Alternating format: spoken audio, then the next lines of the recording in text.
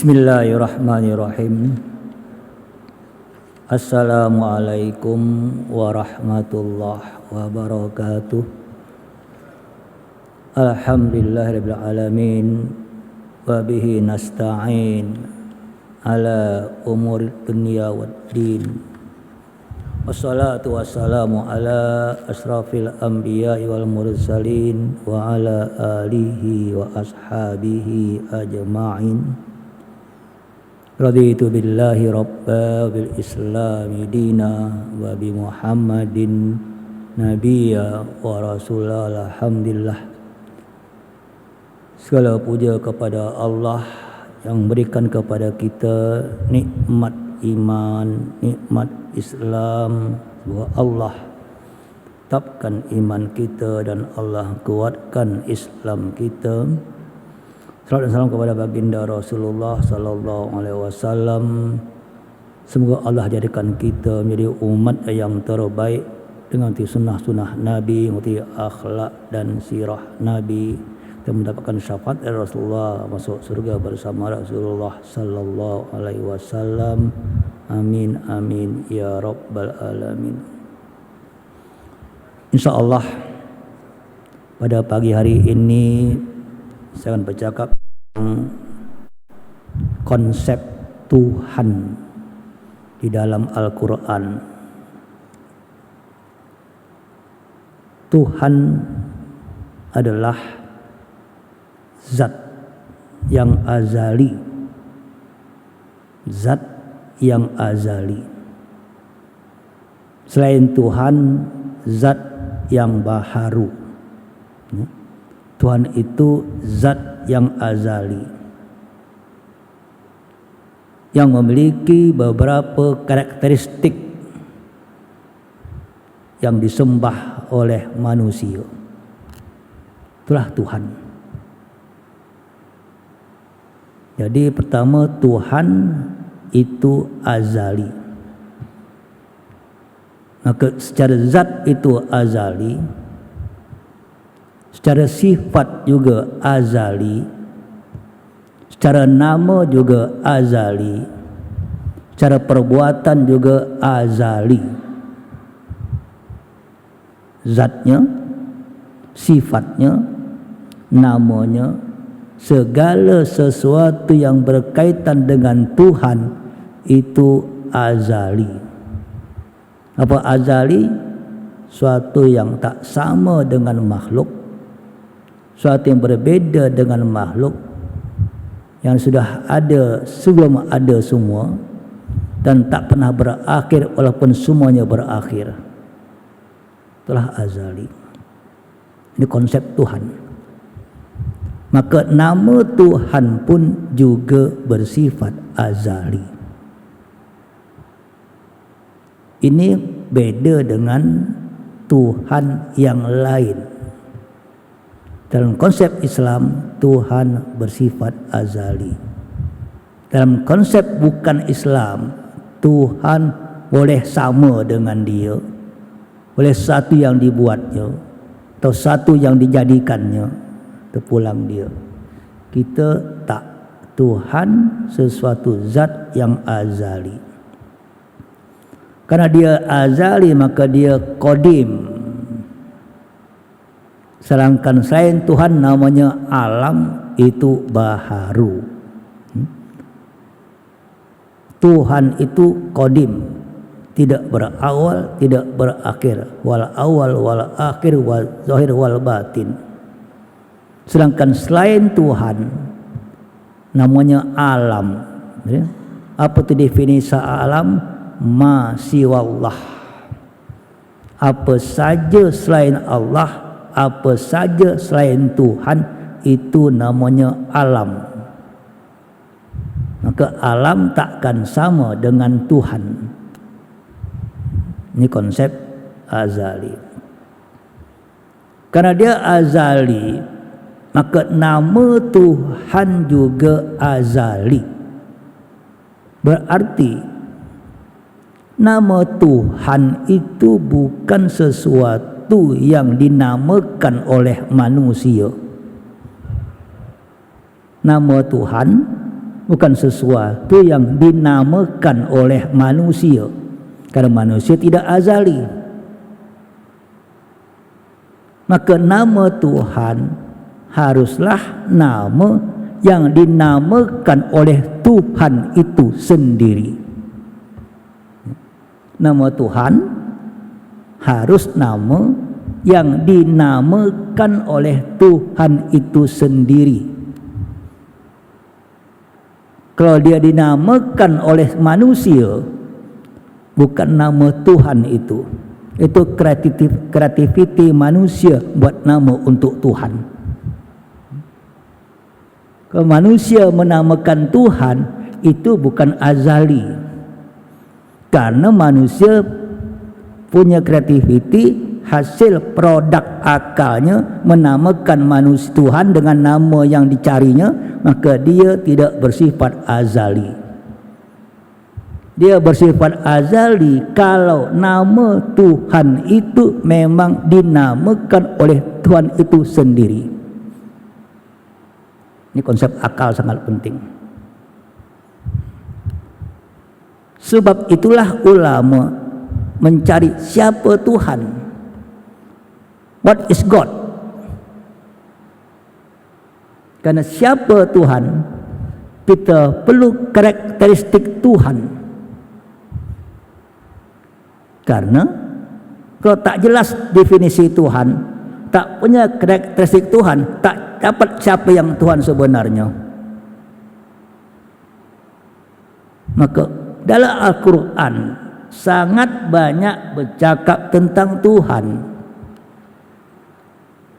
Sangat banyak sifatnya, namanya, perbuatannya. Allah mencipta, Allah mendengar, Allah melihat. Sangat banyak ayat.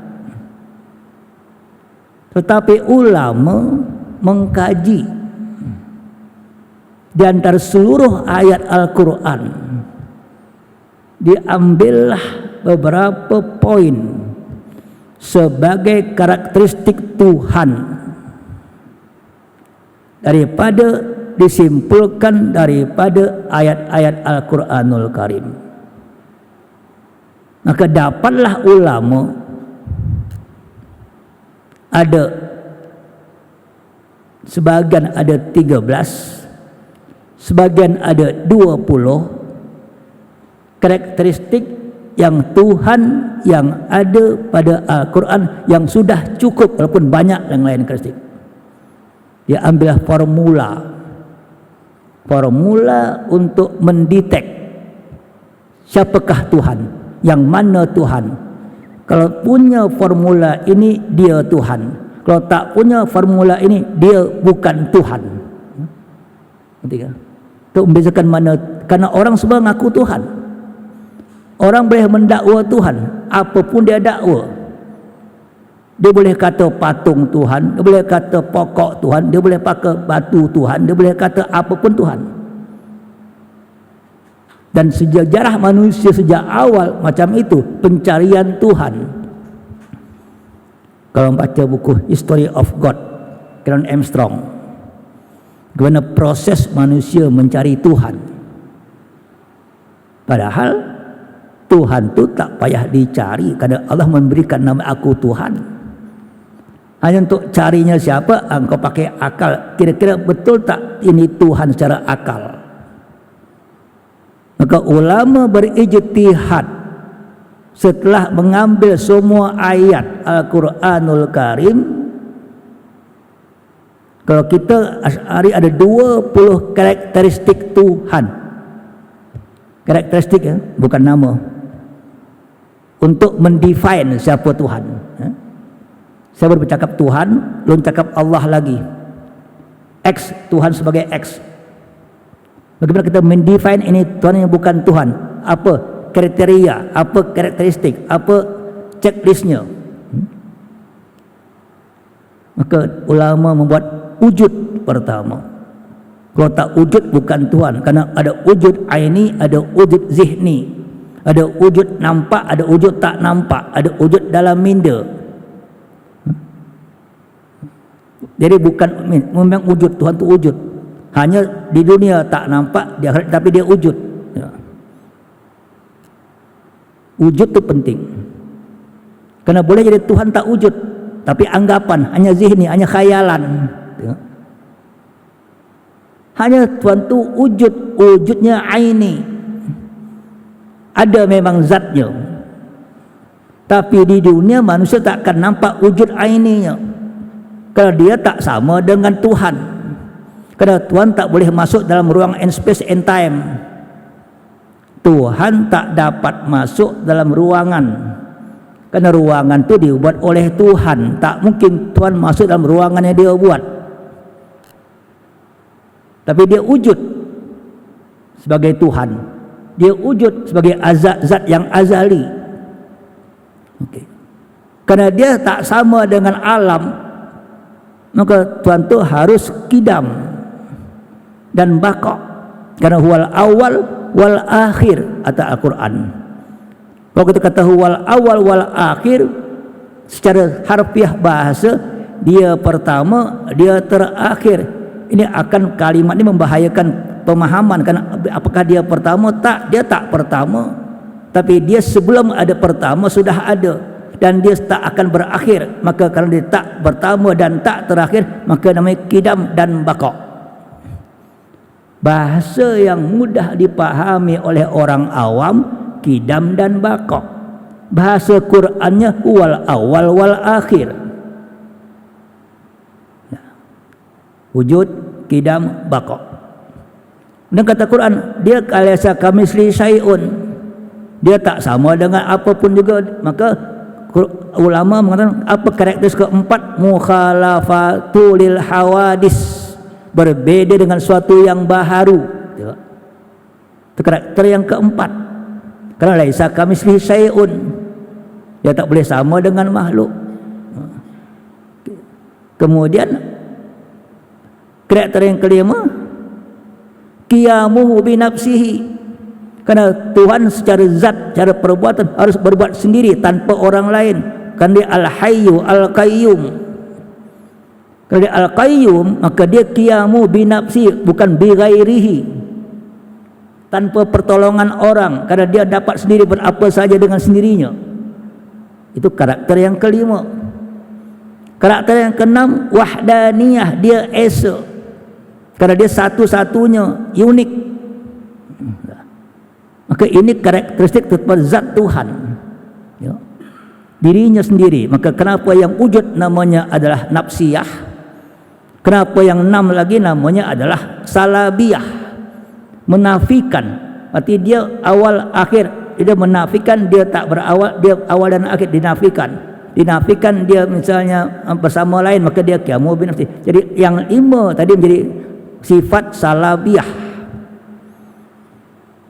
Karena dalam interaksinya dengan manusia, dengan makhluk, dia punya sifat kudrah. Kalau tak, karena dia qadirun, Allah ala kulli syai'in qadir. Kalau dia tak punya kudrah, maka dia bukan Tuhan. Dan dia apapun yang dia buat, dia ada muridun, dia iradah. Tanpa iradah tak akan terjadi apapun juga dalam alam ini. Semua hadir dengan alam dengan iradah Allah. Maka Allah kudrah, iradah, ketujuh dan ke-8. Dan Tuhan itu sami', mendengar, maka sami'un. Tuhan itu melihat, basirun. Dan Tuhan itu bercakap-cakap, berkata-kata. Wa kallama Musa taklima, dan Allah bercakap dengan Musa dengan perkataan. Maka Musa itu mutakallam, maka kalam mutakallimun. Inilah karakteristik Tuhan. Kita baru bicara karakteristik, belum bicara siapa. Siapa yang memiliki 20 karakteristik Tuhan ini, itulah yang benar-benar Tuhan. Yang lain yang tak punya itu Tuhan palsu.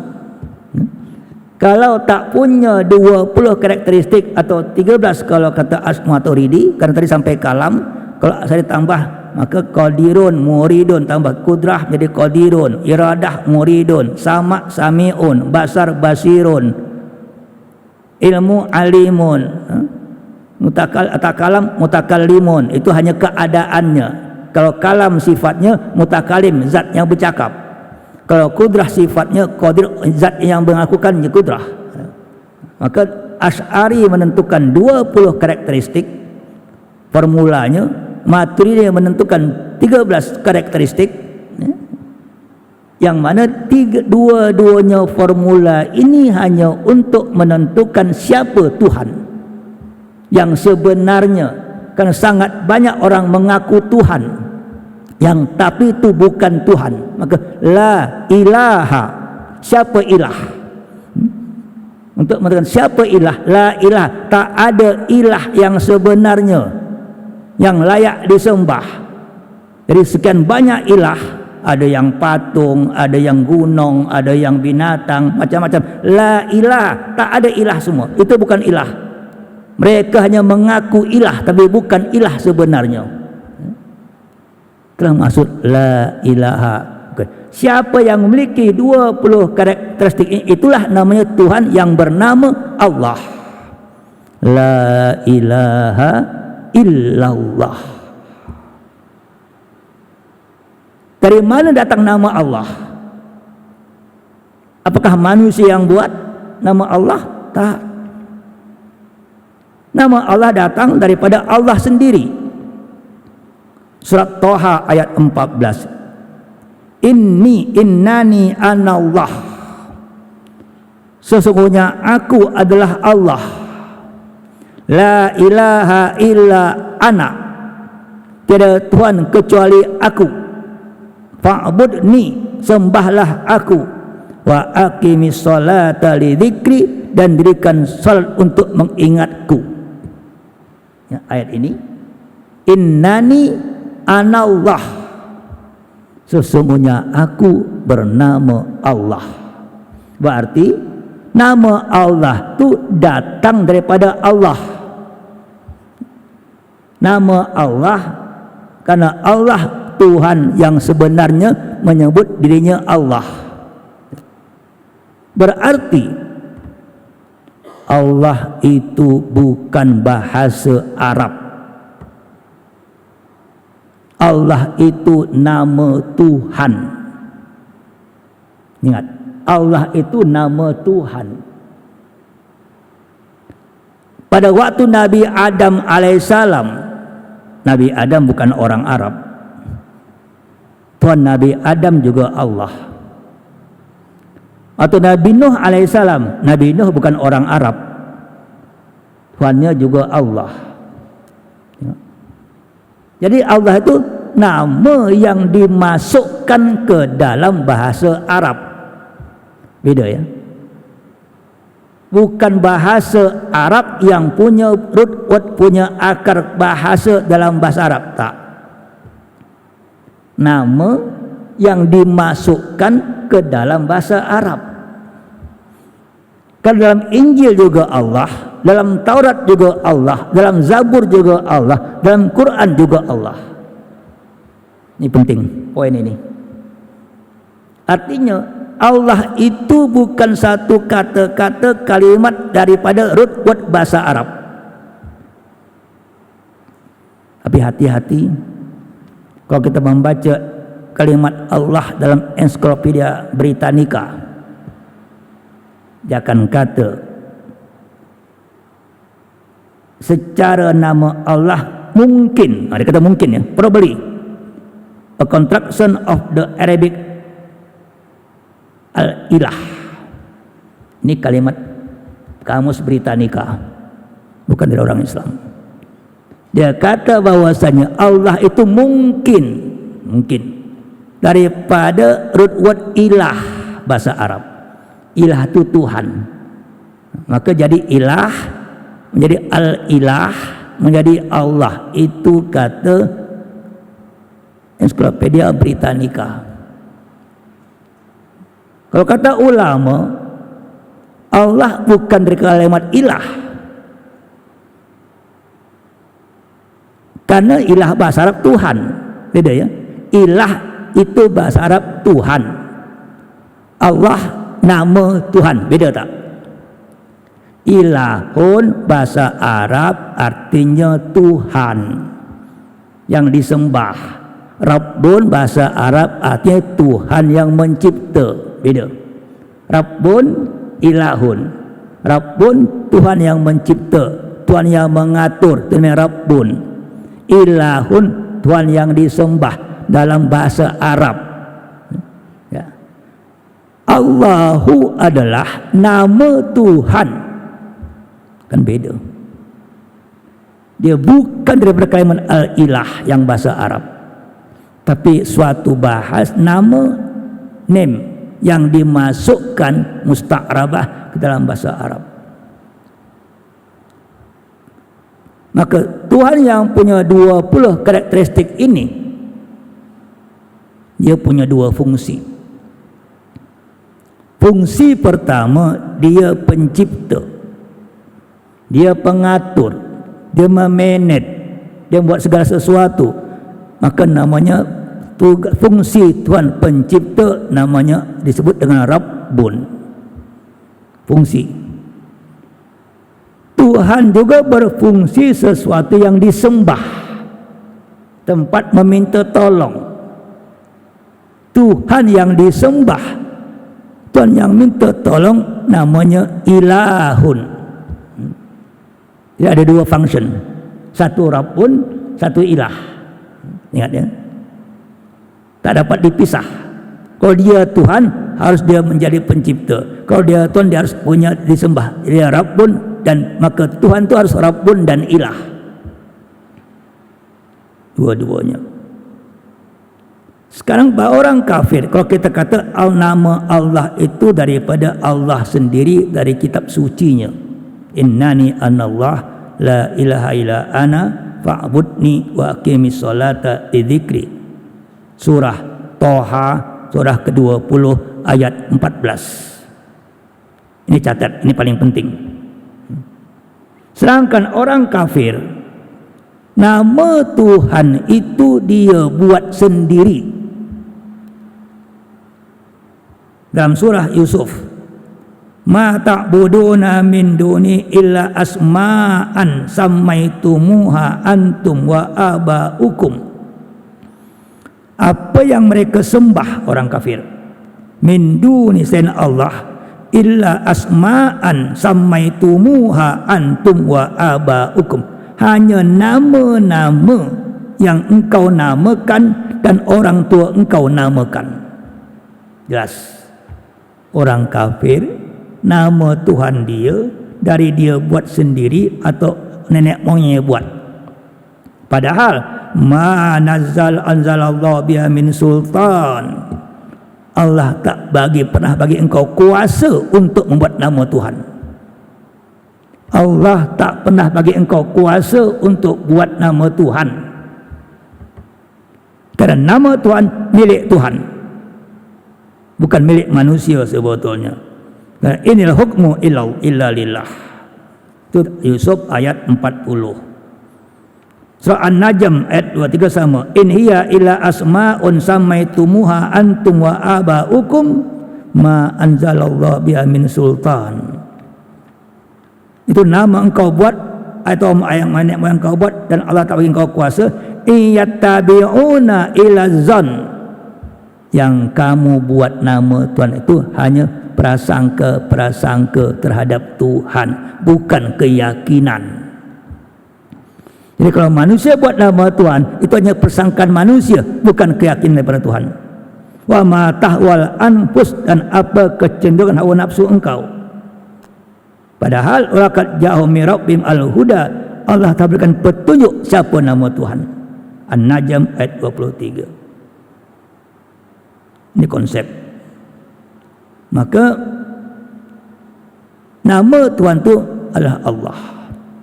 Itu dari Allah, bukan dari manusia yang memiliki dua fungsi, Rabb dan Ilah. Tengok, jadi Allah itu punya dua fungsi, Rabbun dan Ilahun.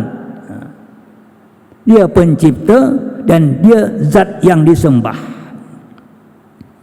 Maka dalam Al-Quran, Tuhan pencipta dan Tuhan yang disembah tak boleh dipisah. Zalikumullahu rabbukum, demikianlah Allah Rabbun kamu.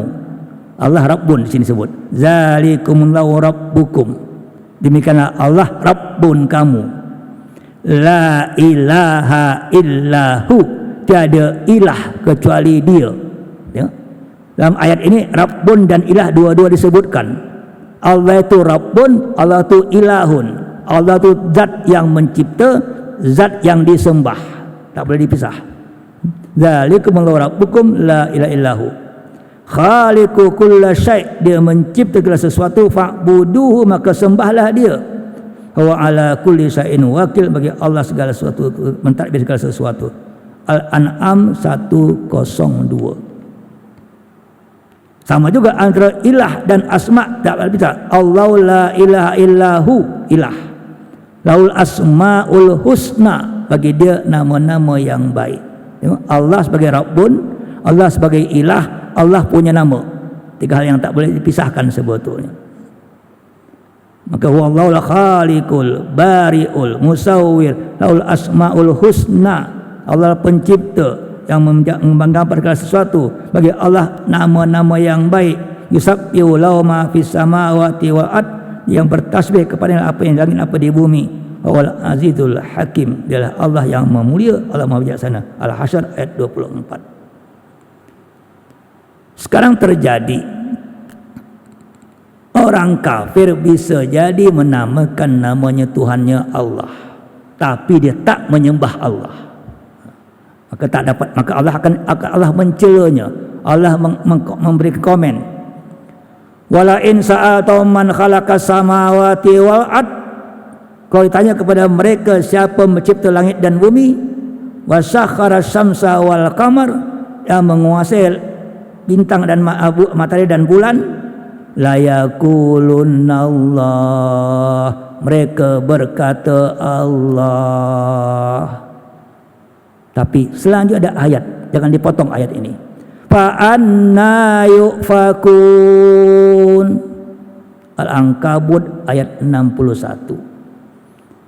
Kalau ditanyakan kepada mereka siapa mencipta langit dan bumi, siapa yang mendudukkan matahari dan bulan, la yaqulunallah, mereka berkata Allah. Jangan full stop ya, belum full stop ini. Fa anna yufakun, maka bagaimana mereka boleh berpaling? Berarti ayat ini bukan membolehkan orang kafir menyebut nama Allah. Ayat ini Allah mencela orang kafir yang menyebut nama Allah tapi tak menyembah Allah.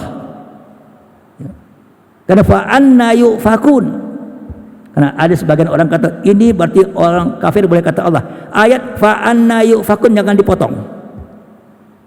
Allah mencela orang kafir kalau dia menyebut nama Allah tapi kita tak menyembah Allah, itu sesuatu yang salah.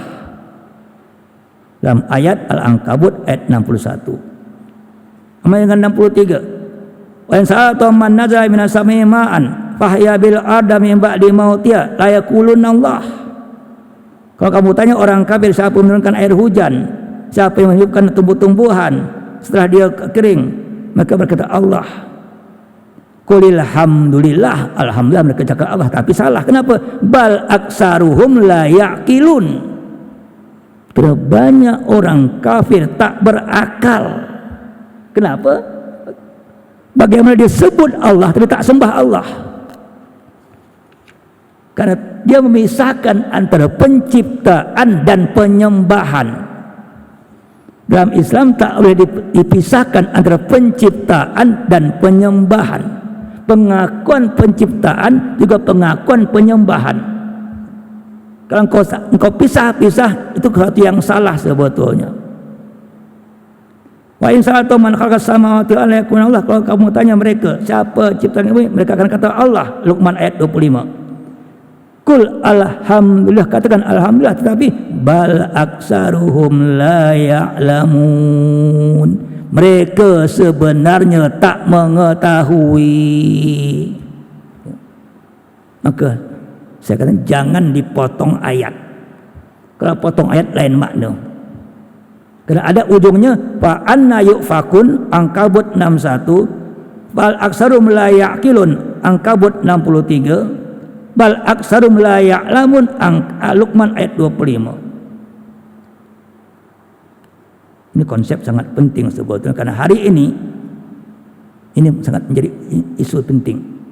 Jadi Tuhan itu tak dapat dipisahkan sebagai Rabbun dan Ilahun.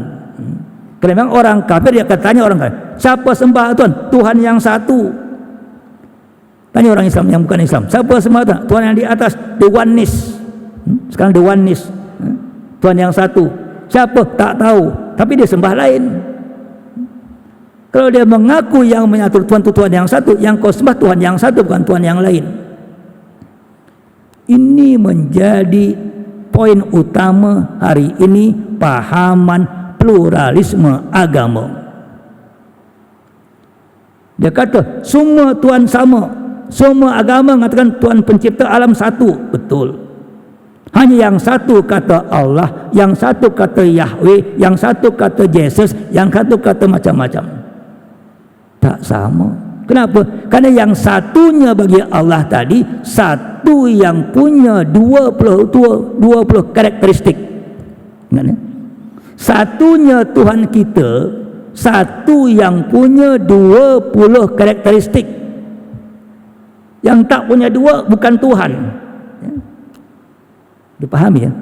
Allah kita itu Allah yang punya sifat, Allah yang punya karakteristik, Allah yang punya nama, yang satu semuanya. Kalau nama, semua agama punya nama. Kita ada nama salam, kata Yahudi salam. Kita Ar-Rahman, kata orang Kristen Tuhan yang pengasih, sama kan? Yang membedakan satu agama dengan agama yang lain bukan nama.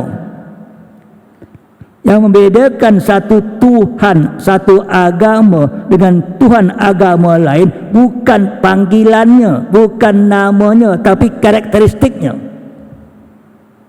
Qul huwallahu ahad, Allahu samad, lam yalid wa lam yulad, lam yakul lahu kufuwan ahad. Jelas karakteristiknya.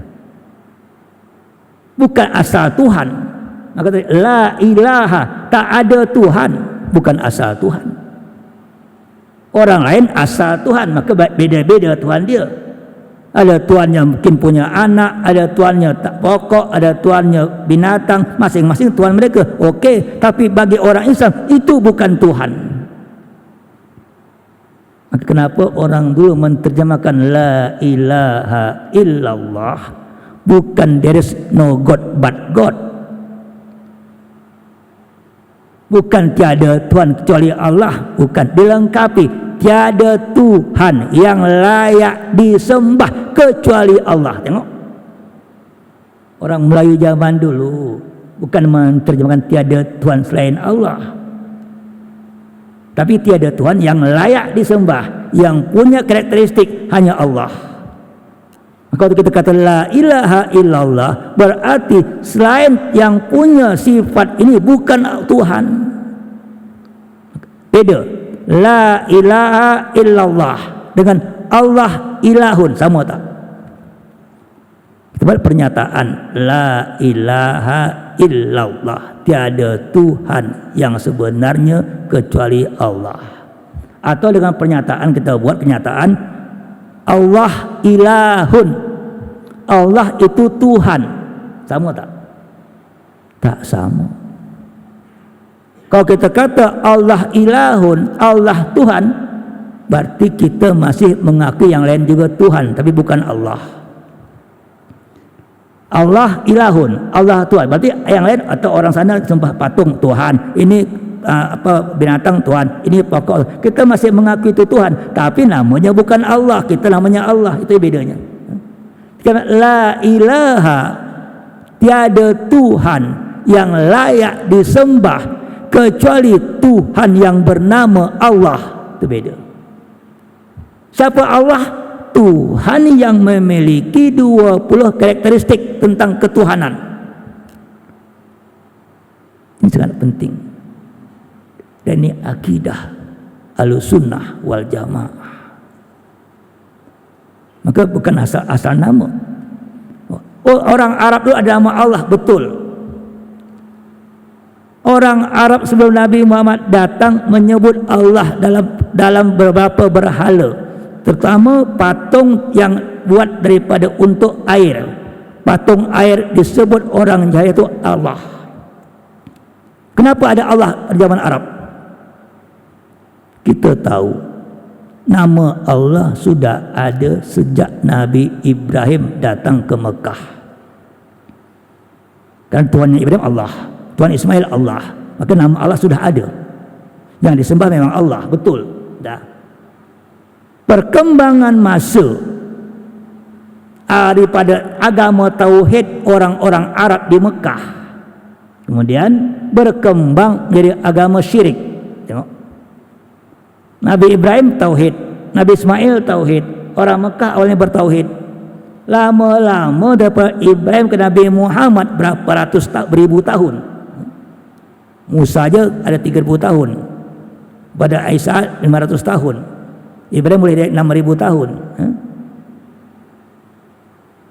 Nama Allah masih ada tetap, tetapi konsep Allah berubah. Nama Allah tetap, konsep berubah. Konsep Allah bagi mereka menyembah patung, karena ada 360 patung di sekitar Ka'bah. 360 patung. Orang Arab paling banyak patung. Kenapa? Karena setiap tuntutan satu patung, setiap keinginan satu patung. Patung itu memang budaya manusia dalam Tuhan patung ndak kaya patung ini, ndak ilmu patung ini, ndak air patung ini. Karena kawasan Arab kawasan yang tak ada air, maka patung yang disembah untuk mencari air itulah patung yang bernama Allah pada masa jahiliyah. Jadi kalaupun orang Arab menyebut kalimat Allah pada masa jahiliyah, bukan Allah dalam 20 karakteristik, tapi Allah yang sebut Allah dalam pemahaman mereka patung yang disembah untuk mencari air. Ini beritahu. Maka dalam buku Sejarah Perjuangan Nabi Jalan Arifin Abbas dia kata, adapun ketuhanan orang-orang berhala, maka tidak membedakan antara bentuk badan besar kecilnya, dan mereka menyebut nama Allah untuk mencari patung air yang mereka satu keperluan sangat asal di padang pasir. Ini betul ada Allah, tapi bukan Allah, Allah yang lain yang mereka sebut Allah. Itu orang-orang jahiliyah pada waktu di Mekah. Maka datanglah Quran membetulkan kalimat Allah yang betul. Ya. Quran itu datang untuk membetulkan kalimat yang salah dipakai. Karena patung jadi Allah, bukan Allah itu Allah yang, maka kul wallahu ahad Allahu samad lam yalid wa lam yulad, bukan patung. Lam yakul kufuwan ahad. Ini konsep. Maka Quran datang untuk membetulkan pemaknaan kalimat Allah dengan konsep yang betul. Karena mereka orang Arab memakai kalimat Allah dalam konsep yang salah. Kenapa? Karena pemakaian bahasa sama. Perlu tradisi jadi bahasa ikut. Tapi maka waktu itu mereka menyembah patung, berhala semeng Ka'bah, tawaf macam tawaf. Zaman Nabi kita ada tawaf, zaman jahiliyah juga ada tawaf. Bedanya kita tawaf pakai ihram, orang Arab tawaf pakai bogel. Zaman kita sekarang tawaf itu ibadah haji, ada tawaf. Orang Arab sebelum Islam ada tawaf juga. Apa cara tawaf? Dengan menyembah patung, dengan tawaf, karena dianggap Ka'bah itu patung. Sembah juga, dan cara dia bogel. Sama-sama tawaf tapi lain cara. Mereka juga sa'i, mereka juga tawaf lain cara. Kenapa? Karena ada tradisi yang dianggap yang menjadi tradisi, karena mereka anggap itu Ka'bah itu sesuatu yang hebat, yang sangat besar, yang ada sesuatu magic. Nah, maka dia sembahlah batu, bukan sembah Allah, sembah batu sebagai magic sebetulnya. Maka itu pun orang Arab pun sudah tawaf. Karena haji itu dari Nabi Ibrahim sampai Nabi Muhammad tapi waktu haji dari Nabi Ibrahim dia berubah konsep. Dia tawaf, dia sa'i, dia tapi berubah konsep. Bukan konsep sebagaimana yang kita Nabi Muhammad lakukan atau Nabi Ibrahim lakukan sebetulnya. Maka Islam datang untuk merubah tradisi Arab dengan konsep yang betul. Karena sebenarnya dalam tradisi Arab yang jahiliyah tak beriman kepada Allah Subhanahu wa taala sebetulnya.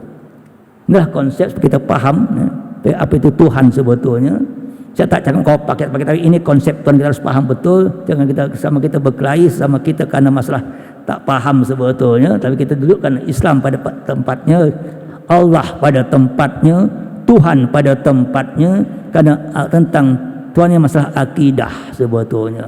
Salah kalau dalam akidah, salah semuanya sebetulnya. Maka letakkanlah Allah sebagai zat yang azali, nama yang azali, sifat yang hanya Allah tidak mencakup semua nama. Allahul ladzi la ilaha warrahmanur rahim al-malikul quddus. Ini nama-nama Tuhan perkara sesuatu yang banyak, tetapi itu semua berhimpun pada nama Allah. Kalau kita sebut Allah Ar-Rahman, Rahman itu hanya satu sifat Allah dan bersifat-sifat yang banyak. Kalau kita sebut Allah, itu mencakupi semua sifat Allah yang baik sebetulnya. Maka lillahi asmaul, maka Allahul ladzi la ilaha illa huwa rahmanur rahim. Kata hadis, Allah lah yang tiada Tuhan yang sebenar kecuali Dia. Dia siapa? Ar-Rahman, Ar-Rahim, Al-Malik, Al-Qudus. Itu nama-nama ini. Tapi waktu kita sebut Allah, semua nama masuk dalam kalimat Allah. Ar-Rahman hanya satu sifat saja. Jadi waktu Allah itu mencakup semua nama yang lain. Maka bukan Allah macam orang kafir kata Allah itu akan konsep berbeza sebetulnya. Takut nanti macam di Medan ada gereja Baitullah. Kalau nak ke Medan ada gereja Baitullah. Karena mereka pakai nama Allah untuk gereja mereka. Jamaah Allah, sidang jamaat Allah. Semua gereja Indonesia macam itu. Karena mereka kata jamaah gereja, jamaah Allah. Hebat. Kita tak kata, kita masih jamaah masjid, jamaah. Mereka jamaah Allah dia kata. Kalau salah pemakaian nama membuat orang keliru sebetulnya. Karena maka ini protection sangat penting bagaimana kita menjaga jangan sampai orang keliru dengan nama Allah, dengan keliru dengan konsep Tuhan, keliru dengan segala macam yang berkaitan dengan keimanan kepada Allah Subhanahu wa taala sebetulnya. Wa alimna ma yanfa'una warjuna uluman tanfa'una wa laka haqqan wajna tiba'ah nal batatina basma anta nastaghfiruka wa natubu ilaik. Wassalamualaikum warahmatullahi wabarakatuh.